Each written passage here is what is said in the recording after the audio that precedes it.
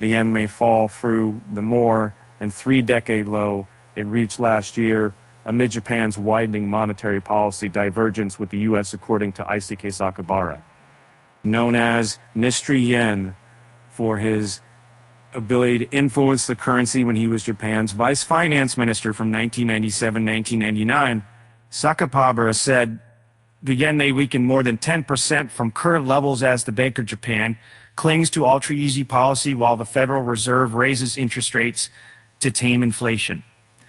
The yen was trading around 144, particular buy-ins defeating and trading more. It might even go beyond 160 maybe next year. The current president of the Institute for Indian Economic Studies said in Tokyo, at around the 160 per dollar level of authorities may be tempted to intervene to strengthen the yen.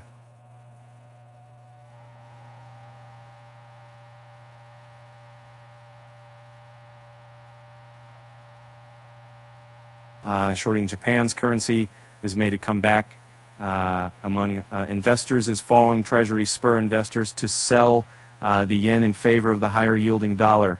The yen is the worst performing of group of 10 currency this year after tumbling 9% against the greenback, jolting officials into resuming verbal intervention to slow the yen's descent and warning of firmer action. Weak yen now is key to stronger currency and Boje Tere later.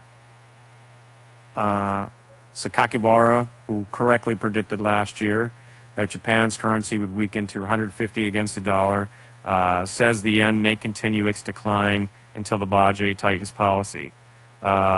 May come in the form of simultaneously scrapping negative rates and abandoning control on bond yields late next year.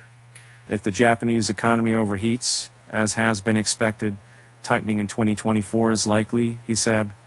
Japanese authorities entered the market in September to support the yen for the first time in nearly a quarter of a century after it hit 145.90 following a BOJ beating. The next month, Japan stepped into markets again as it quickly approached 152. In total, the country spent around $65 billion last year to prop up the currency. Sakakibara recalls waking up at 2 a.m. in Tokyo when he was vice finance minister to monitor and give orders to intervene during U.S. trading, albeit in his case to weaken a then much stronger currency. Intervention without warning is likely the most effective strategy to strengthen the yen, even today, should authorities decide that it's necessary. If I were in the position at this moment, I would do it as a surprise. Sakakibara said, I'd be quiet for a while and just do the intervention without it being expected by the market. That would be more effective.